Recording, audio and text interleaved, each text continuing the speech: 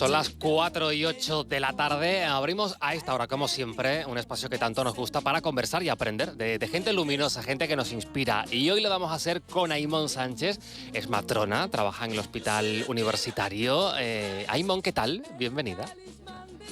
Ahora te escuchamos. Encantada. Ahora te escuchamos. Hola, muchas gracias. Gracias, Tomás. Qué alegría tenerte por aquí con nosotros en Roscas y Cotufas, Aimón, para compartir, pues todos tus conocimientos con nosotros, para reivindicar, además, que se conmemoraba hace muy poquito, esa labor de las matronas. Podríamos decir, Aimón, que son una de las profesionales quizá más desconocidas, en el sentido, claro, aquí nos preguntan, ¿qué es una matrona? Pues todo, igual nos vamos al parto. Claro, es lo más frecuente, ¿no? De repente pensamos en una matrona, pensamos en partos, en bebés, en embarazos, pero a veces no nos damos cuenta de que las matronas estamos ahí para acompañar todo el ciclo vital de la mujer. Desde, decimos la menarquia, desde que aparece la primera regla, no, desde antes. Incluso desde que las niñas puedan venir a nosotros para empezar todo su contacto con lo que es su salud reproductiva, hasta la menopausia y después, hasta que ya las mujeres llegan a su climaterio, y acompañarles también en esa fase también tan olvidada, ¿no? Cuando una mujer en un proceso que no está embarazada, que no va a dar a luz, y la derivan a la matrona, yo no sé si hay alguna sorpresa que digan, ¿pero por qué? Bueno, yo creo que cuando a las mujeres las derivan a la matrona, a veces es una sorpresa, pero para bien, porque descubren que, wow, como yo no sabía que tenía este acceso a tantas cosas o cosas tan interesantes, una información tan interesante. Normalmente la perspectiva de la matrona siempre es desde la salud, ¿no? Cuando vamos al médico, todo eso, pues con la enfermedad, cuando las cosas van mal, pero de repente la perspectiva de la matrona nos ayuda a ver todo lo que podemos hacer para mejorar nuestra salud, ¿no? Desde el punto de vista sexual y reproductivo. Entonces, claro, no es solamente ya el decir, bueno, me van a ayudar con el tema de la detección precoz del cáncer de cuello de útero con la citología, o me van a enseñar a autoexplorarme las mamas para el tema del cáncer de mama, también es todo lo que tiene que ver con tu autocuidado, ¿no? El autocuidado, lo que hablábamos de, pues eso, suelo pélvico, todo lo que tiene que ver también con anticoncepción, con prevención de embarazos no deseados, con prevención de enfermedades de transmisión sexual, con una sexualidad rica, placentera, una educación al final afectivo-sexual, ¿no? Que a veces nos falta tanto desde muy pronto. Y luego también todo lo que tiene que ver con el acompañamiento a mujeres que se salen de lo habitual, ya sea porque están en riesgo de exclusión, por mujeres inmigrantes, o sea que también tenemos como un abanico súper amplio, ¿no? No es necesario quererse quedar embarazada para poder ir a ver a una matrona. Hablamos de ese concepto de salud, no necesariamente de acudir a un profesional sanitario, en este caso a las matronas, cuando nos ocurre algo, cuando ocurre algo a las mujeres, sino para ver esa vida también desde la prevención. Ese trabajo me parece muy importante, y has mencionado, por ejemplo, la educación afectivo-sexual, que aquí de entrada alguien puede decir, ¿pero qué relación va a tener una matrona con la educación afectivo-sexual? ¿O qué relación va a tener la educación afectivo-sexual con la salud? Esto hay gente que lo piensa, que no tiene nada que ver. Hombre, pues es vital. Es vital porque, a ver, la sexualidad nos acompaña desde que nacemos hasta que morimos, eso para empezar. Que eso también entiendo que habrá personas que les parezca también un poco como psicodélico, pero realmente el acoger la visión de la sexualidad como parte de nuestra vida y que nos va a generar salud es algo que realmente puede ser novedoso, pero es algo que se sabe desde hace muchísimo tiempo. O sea, la ciencia, la biología, la neurobiología, o sea, sabemos perfectamente que la educación afectivo-sexual va a ser algo que va a condicionar nuestro bienestar a lo largo de la vida. No estamos hablando ya solamente de la biología, o sea, nosotras como profesionales también vemos a la mujer como una persona con un montón de facetas, y estamos, a ver, evidentemente no somos psicólogas, no somos ginecólogas, no somos personas que podamos abordar todos los aspectos de manera profunda, pero sí tenemos una formación que nos permite acoger a las mujeres en toda su complejidad.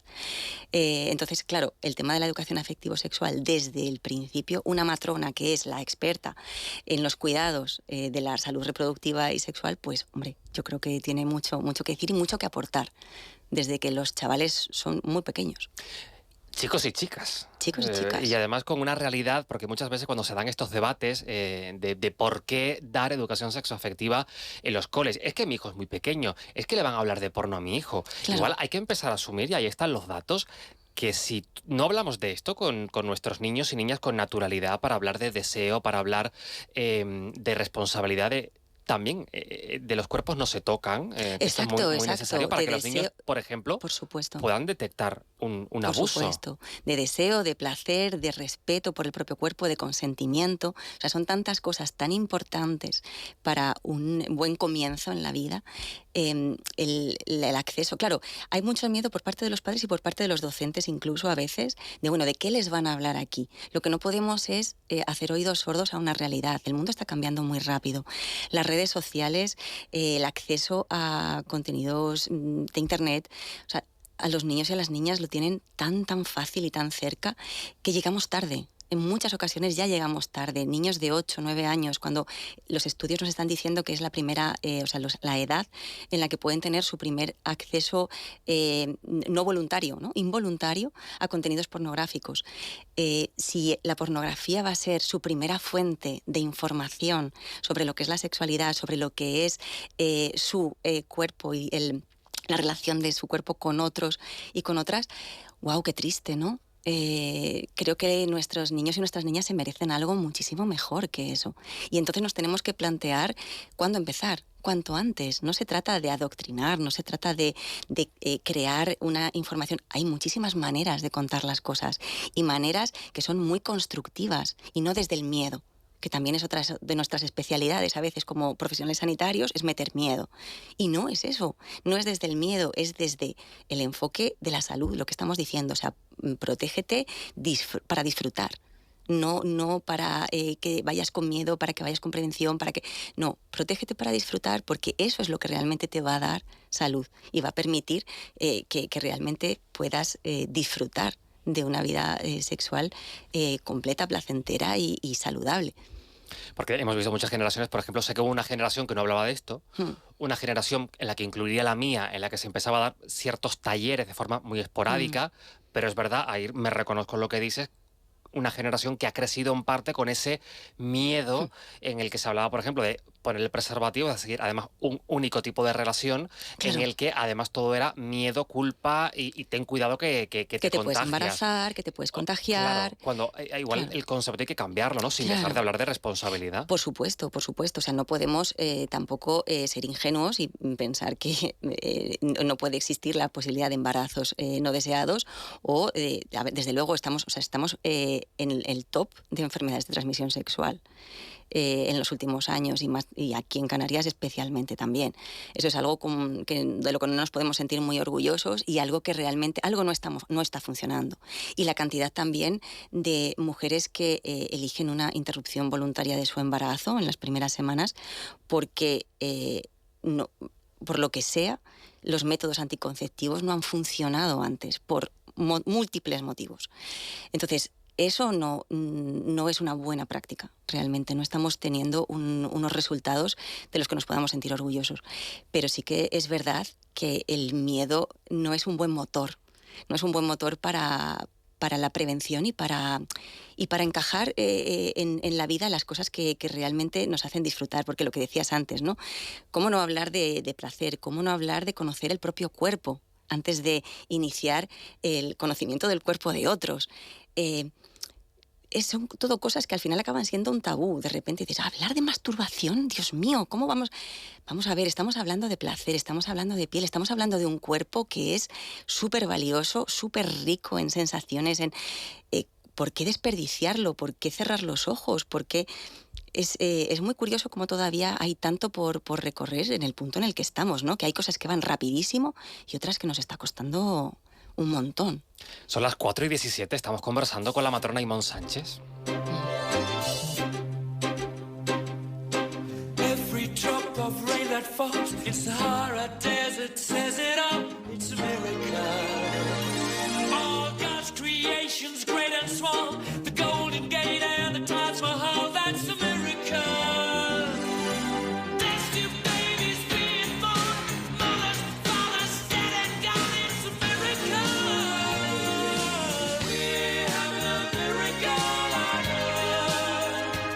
Suena Queen. Antes sonaba Rosana. No te pregunté por qué habías elegido a Rosana y ese talismán. Bueno, mira, Rosana me recuerda muchísimo a la época en la que yo llegué aquí, a Tenerife, hace ya un montón de años. Realmente ya llevo aquí tantos años como en mi lugar de origen, que es Madrid, así que ya no sé de dónde soy realmente. Estaría celebrando San Isidro hoy. Por ejemplo.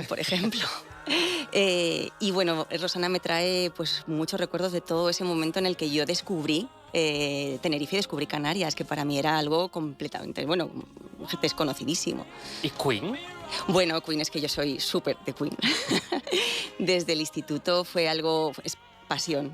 De hecho, a mis hijas les he intentado llevar, o sea, les he llevado, de hecho, a conciertos de estos como de tributo. No lo consigo que les apasione tanto como a mí, el reggaetón es demasiado potente. Pero bueno, creo que es una música que a mí me aporta una cantidad de energía y bueno, no sé, me encanta. Es algo que me flipa. Estábamos hablando de los jóvenes, de los adolescentes, de los niños y niñas con esa educación necesaria para que sean jóvenes y adultos, que vivan su sexualidad con deseo, con amor, con responsabilidad, de la manera que elijan, pero con todo eso presente. Vamos a fijarnos ahora en otra etapa de la que también hemos hablado en alguna ocasión en este programa, la menopausia, que tú has nombrado, la premenopausia, esa etapa en la que se abre un nuevo momento en la vida de las mujeres. Y además aquí nos contaban hace muy poquito, Aimón, como muchas generaciones también de mujeres de la edad en la que ya llega la menopausia tuvieron que asumir que era normal vivir con sofocos o vivir, por ejemplo, con pérdidas de orina. Y nos contaban que la violencia ha llegado hasta ese punto de tener que normalizar que no hay nada que hacer. Claro. En el caso de las mujeres, de la salud de las mujeres, siempre hemos estado bordeando la línea de la resignación, ¿no? Siempre es como, bueno, es lo que toca, es algo que de lo que da vergüenza hablar, es algo que no se comparte en muchas ocasiones. Y esa vergüenza o ese tabú o ese dar por hecho, que es lo que tiene que ser y lo que una tiene que aguantar, es muy triste porque al final nos lleva a perder un montón de oportunidades de mejorar una salud que no tiene por qué condicionar nuestra vida a partir de ese momento en el que las hormonas dejan de tener ese papel, ¿no? Parece que de repente una pierde su capacidad reproductiva, pierde esos estrógenos ahí efervescentes, como decimos, y de repente tiene que entrar en una época de silencio, de retirada, prácticamente cuando nos quedan muchísimos años por vivir todavía, a las mujeres, al menos en esta sociedad nuestra occidental. Y realmente merece muchísimo la pena el centrarse en todo aquello que puede mejorarse de maneras relativamente sencillas o por lo menos merece que nos ocupemos de ello, ¿no? Y que lo pongamos sobre la mesa. Es verdad que durante mucho tiempo, o sea, claro, el tema hay también mucha controversia científica respecto a cuáles son las mejores maneras de compensar esa falta de hormonas o esa transformación de nuestros cuerpos, etc. Y también hay una parte que sí que es cierto que necesitamos trabajar, la aceptación y el amor por una misma y por su proceso y por su progreso, ¿no? Porque tampoco podemos esperar, o no puede la sociedad esperar, que las mujeres nos mantengamos en un mismo estado físico y de aspecto y de todo tipo de nuestras condiciones biológicas, por más que pase el tiempo. Eso es imposible. Eso es una expectativa que es completamente irrealista y es dañina también. Entonces, vamos a abrir un poquito la mente. O sea, vamos cumpliendo años, vamos siendo mujeres con una experiencia, un valor intrínseco top, ¿vale? Y cada vez a mejor, como la comparación está de como el vino, ¿no? Pero bueno, pues sí, como el vino. Pero también es cierto que esa controversia que decía a nivel científico de cómo paliar los efectos, etcétera, etcétera, bueno, ahí es importante también el sentirnos con la capacidad y el poder de coger y sentarnos delante de los profesionales de la salud y decir, bueno, esto me está pasando, ¿qué podemos hacer? ¿Cómo me pueden acompañar? ¿Hay alguna solución para esto? ¿O cómo puedo mejorar? Pero sin tener la sensación de estoy enfermando. porque no, estamos atravesando una serie de etapas y hay cosas que van a suceder y cosas que es verdad que nos están mermando nuestra salud y están en nuestra calidad de vida, la están limitando. Eso sí que no debemos tampoco pasar por ello como algo inevitable. Ahí sí que necesitamos contactar con los profesionales sanitarios. Y esa percepción está cambiando, es decir, de que la mujer también en el ámbito de la salud tenga ese papel, esa relevancia de la atención, que no esté esa mirada que ha pesado tanto en las investigaciones, en la ciencia, Claro, en los fármacos. claro. Porque igual esto es así, no sé si es muy simplón decirlo, pero igual si la menopausia nos pasara a los hombres, esto ya hubiera estado más o menos abordado. Absolutamente. Es verdad, el sesgo de género en la medicina y en la salud es algo que es evidente y nos hemos cansado de decir, ¿no? Las mujeres es que incluso han dejado de participar en los ensayos clínicos, o sea, es algo que... Pero también es verdad que cada vez está, yo creo que más presente, se está enfocando de una manera más directa, precisamente porque, bueno, es que una cosa que es como muy loca, cuando yo me enteré, la anatomía de la mama de la mujer, ¿vale? O sea, estábamos trabajando con modelos de anatomía de la mama del 1900 y poco, o sea, hasta el 2012, si me apuras, creo que fue, que se tuvo una anatomía de la mama realmente exacta y precisa, y se tuvieron que cambiar los libros, o sea, porque no sabíamos realmente cómo era por dentro una mama y en relación también con la lactancia, cómo eran las mamas lactantes. Entonces dices, wow, lo mismo que ha pasado también hasta con, bueno, por los propios órganos genitales femeninos, ¿no? Que hasta tampoco hace tanto, que supimos cómo eran por dentro, lo que suponía un clítoris, las estructuras del clítoris por dentro, o sea, todas esas cosas que se han venido sabiendo pues hace relativamente poco tiempo y que dices, no me lo puedo creer, ¿no? Pues sí, ahí estamos. Cambiando esa mirada, cambiando esa perspectiva también en ese ámbito de las propias pacientes, ¿no? Que no sientan que están pidiendo un favor. No, en absoluto. Están cuidando de su cuerpo y están cuidando de su salud y no son personas dignas de compasión, sino de atención y de cuidados, ¿no? Entonces, que se sientan legitimadas para pedirlo y para seguir pretendiendo estar saludables y tener su vida sexual, ya la reproductiva pues tiene un límite, evidentemente, pero una vida sexual que pueda continuar hasta que nos morimos. Estamos conversando con la matrona Aimón Sánchez. ¿Cómo es ese momento, Aimón, de traer una vida al mundo? Uf. De participar en que un bebé nazca. Pues mira, yo creo que es uno de los... Se te han iluminado los ojos, déjame decirlo. Sí. Creo que es uno de los privilegios más potentes que pueden existir. Para mí, yo me siento afortunada de poder estar, a veces decimos las matronas, ¿no? Te elige, el bebé te elige para que o sea, con la ayuda de tus manos venir al mundo, ¿no? Imagínate eso, lo que supone. Es algo súper potente porque aparte de que somos las matronas, ¿no? Testigos de la potencia de las mujeres, ¿no? De ese poder, de esa capacidad, que ya no es solo biológica, es algo que es mucho más allá de eso. O sea, es un momento tan trascendente para la vida de esas mujeres, para la vida de esos bebés, para esa familia.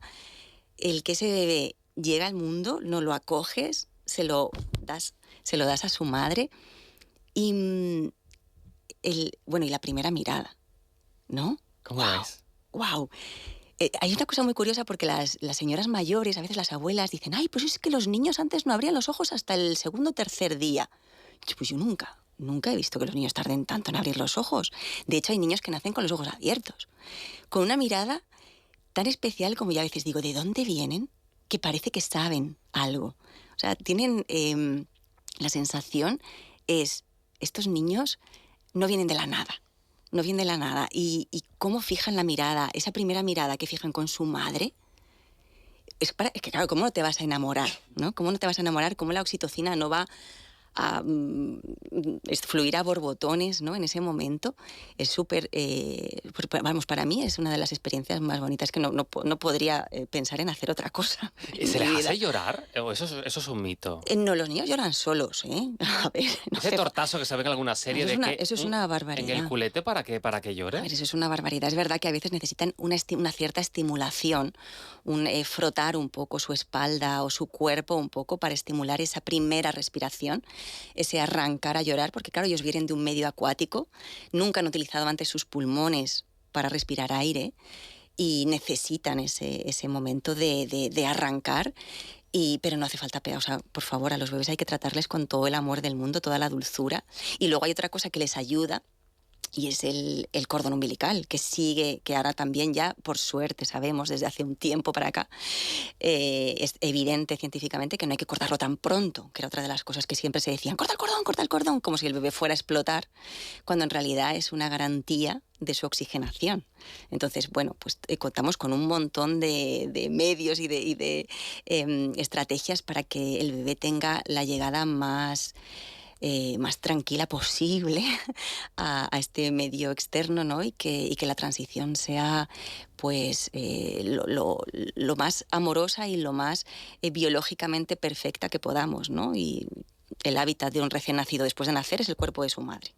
No es ni una cuna, ni es los brazos de la matrona, ni es el cuerpo de su madre, con lo cual el bebé tiene que volver al pecho de su madre, siempre que evidentemente no necesite atención, la madre esté bien, excepto dentro de las circunstancias, pero eso es el de lo que, bueno, una parte de nuestro trabajo también, ¿no? Ese momento que lo has descrito de la vida, ¿no? Que antes ponías la canción Milagro de Queen, pues Sí. qué bonito ver ese momento en el que nace, en el que empieza a andar todo, donde hay tantas emociones también de la que ustedes forman parte. ¿Qué es un parto respetuoso, Amon? ¿Se va consiguiendo? Bueno, yo creo que sí, yo creo que hemos evolucionado muchísimo desde los años que yo llevo como matrona, que ya son unos buenos cuantos. Hemos evolucionado mucho. Un parto respetado es aquel en el que la mujer tiene voz. Y la mujer no es una enferma, no es una paciente, es una persona que tiene una capacidad de decidir y de desear cómo le gustaría que fuera la llegada al mundo de su bebé. Por supuesto, en un parto respetado no tiene por qué ser siempre cumplir las expectativas que esa mujer, esa madre traía para su parto. Hay veces que las cosas no pueden ser como uno había imaginado, hay veces que tenemos que hacer cosas diferentes, tenemos que solucionar emergencias, pero el respeto también pasa por la comunicación, porque esa madre, esa familia, con la persona que le acompaña, que a veces es el padre, a veces es otra persona, que esas personas reciban toda la información que necesitan para comprender qué está pasando y que se sientan los protagonistas de lo que está ocurriendo ahí. Que no sientan que el parto y los profesionales les avasallamos y les pasamos por encima, sino que sientan que lo más importante que ocurre ahí son ellos y su vivencia de lo que está ocurriendo. Eso es un parto respetado. Son las 4:30, te voy a presentar a Andrea Pérez. Hola, Andrea, ¿cómo estás? Hola, muy buenas tardes. Muy bien. Hola, Andrea. Aimón, Hola. Andrea te va a someter ahora a otras preguntas. Siempre, Vaya. cada tarde sorprendemos. Así que, Andrea, queda en tus manos. Bueno, tranquila, ¿vale? Son unas preguntas que hay que responder de manera breve, pero podemos matizar. ¿Estás preparado? Venga, para adelante. Venga, vamos allá. Describe qué es ser matrona en 2 palabras. Bueno, ya lo he dicho antes, en realidad para mí es un regalo, un privilegio. Si no fueras matrona, ¿a qué te dedicarías? Pues mira, podría ser o bióloga, que era lo que quería ser antes de ser matrona, o granjera, que es lo que quería ser de pequeña. Quería tener una granja. Sí. Bueno, alguna vez creo que todos hemos pensado eso, ¿no? Sí. ¿Qué animal serías y por qué, precisamente? Bueno, pues mira, no, un animal de granja no, que tienen muy mala vida. Los delfines me alucinan. ¿Por qué? Pues mira, porque el delfín tiene 2 cosas que me gustan mucho. Una, esa sonrisa puesta, que luego no es real, quiero decir, la sonrisa está ahí, pero el delfín puede estar pensando otro montón de cosas diferentes. Y luego que tiene una capacidad de comunicación con el entorno brutal. Y eso es lo mío también. Y bueno, ahora ya las preguntas no las voy a hacer yo porque las hace la inteligencia artificial. No sé si las has utilizado alguna vez, cómo te llevas con ella. Es una asignatura pendiente. Estoy aproximándome, pero todavía me quedan unas cuantas vueltas hasta llegar. A ver, hoy. Bueno, hoy te traemos a alguien, ¿vale? Venga. Vamos allá. Buenas tardes, soy Briseida. Encantada de conocerte, Aimón. ¿Estás preparada? Sí, Briseida. ¿Qué frase repites siempre a las futuras mamás? Con amor no hay error. ¿Cuál es el mayor mito sobre tu profesión? Que las matronas lo único que hacemos es gritarle a las mujeres para que empujen fuerte para parir.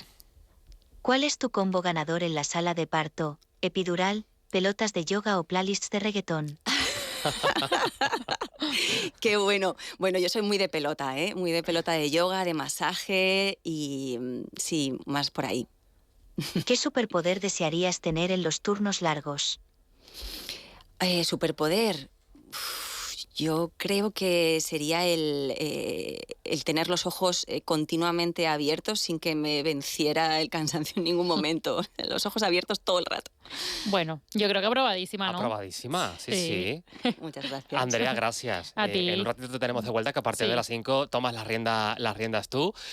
Aimón, Gracias, Andrea. y si hay una mamá que pide un reggaetón ahí en el territorio, Que se lo ponga, ¿sí? que se lo ponga. Alguna vez he tenido, ¿eh? Sí, reggaetón o Marcha FM. Mujeres que son muy deportistas. Ah, mira. A veces para ellas el comparar con el entrenamiento fuerte, el tema del sobrellevar el dolor de parto, funciona. A cada mujer le funciona lo suyo. Y bueno eso. parimos como somos. Así que, Tenemos este Over the Rainbow.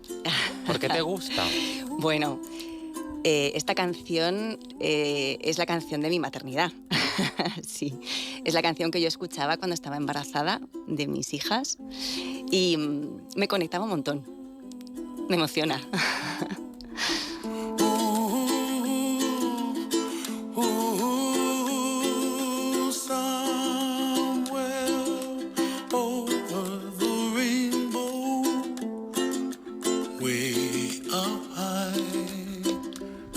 ¿Sigues conectando con ese momento? Bueno, ya cada vez menos, que mis hijas ya son adolescentes, pero sí para mí ha sido algo, bueno, como para todas las mujeres que paren, supongo, ¿no? Y que tienen hijos, algo transformador. Y la crianza yo creo que ha sido y está siendo el trabajo más difícil de mi vida, con diferencia desde que nacieron, pero sí, fue una experiencia, o sea, creo que es algo que realmente no te, o sea, nunca, o sea, no, ya no vuelves a ser la misma persona. La persona que eras antes ya no vuelve. ¿Qué te hubiera gustado que te contaran del proceso de embarazo, parto, maternidad, que sabes ahora y que te hubiera encantado conocer en ese momento? Bueno, yo ya era matrona cuando yo me embaracé, cuando yo parí, pero sí que me di cuenta de algo muy importante y es que las expectativas, el exceso de expectativas no ayuda, es muy frustrante. Que las matronas, por ser matronas, no parimos mejor que el resto de las mujeres, eso es un buen aprendizaje. Y luego quizás también que las madres somos imperfectas. El aspirar a la perfección como madre es agotador e inútil. Entonces, realmente, cada madre es la mejor madre que puede ser para su bebé. Y eso es algo que me parece que es súper potente para que las madres también lo interioricen y se sientan capaces, ¿no? Porque a veces dices, Dios mío, lo sabré hacer, lo haré bien. Claro que sí, lo vas a hacer lo mejor que puedes y sabes. Entonces eso es tan valioso y elijas lo que elijas, siempre va a ser por el bien de tu bebé, con lo cual no hay decisiones ni buenas ni malas, son las que tú elijas, las que son propias y las que te van a ayudar a continuar, ¿no? Entonces, a veces los profesionales hemos juzgado mucho a veces a las madres y a veces lo seguimos haciendo. Las madres se sienten juzgadas, a veces se sienten malas madres, que no hacen lo suficiente, cuando en realidad lo que deberíamos hacer es todo lo contrario, o sea, ponerles el espejo y decir, mira, todo lo que estás haciendo y todo esto que estás consiguiendo y reforzarlas lo máximo, porque a veces, bueno, otra de las asignaturas pendientes, la salud mental de las madres, otro temazo. Es fundamental que los profesionales sanitarios sepamos cómo comunicarnos con una madre. Son tan frágiles, tan vulnerables en ese periodo alrededor de la maternidad, que a veces con un pequeño toque podemos hacerles tanto daño y es tan importante el cómo nos acercamos a ellas, cómo les decimos las cosas, cómo les reflejamos y les validamos lo que ellas sienten, lo que ellas... toda esa mezcla de emociones, de sentimientos, la culpa que sobrevuela continuamente a las madres, el cómo nosotros acogemos todo eso y que las matronas además siempre tenemos que estar dispuestas a escuchar, ¿no? Escuchar todos esos relatos, todas esas expectativas, necesidades de las madres, el cómo están. Que a veces las madres, durante montones y montones de días y semanas, nadie les pregunta, ¿y tú cómo estás? ay, tu bebé, y para arriba y para abajo, tu bebé. ¿Y tú? ¿Y tú cómo estás? ¿No? ¿O qué necesitas? Porque luego todo el mundo alrededor, a veces esto de los bebés y los embarazos es como el fútbol, todo el mundo tiene una opinión. Y hay muchas personas que a las madres le dicen lo que tendrían que hacer, lo que deberían hacer, lo que no. Y dices, perdona, hazte tu hueco, ¿no? Blíndate un poco de todo ese ruido alrededor y siente y comunica y di que necesitas, dilo. Porque a veces damos por hecho tantas cosas, la gente alrededor quiere ayudar, pero no pregunta cómo. Ya han decidido cómo te van a ayudar. Y dices, ostras, igual prefiero yo decidir cómo quiero que me ayuden, ¿no? Entonces, bueno, también ese empoderamiento, ¿no? De decir, tu voz importa y tienes una voz que alzar, y por mucho que seas primeriza, por mucho que sea tu primer bebé, inexperta, pero oye, es tu maternidad, ¿no? Es tu proceso y ahí estás. Y ahí está tu matrona, siempre que la necesites. Escuchándote, Aimón, me reafirmo en que en este programa tenemos mucha suerte con nuestras personas luminosas. Gracias por sumarte a nuestra lista. Muchísimas gracias a ustedes por invitarme. Cuídate mucho. ¿Y ustedes?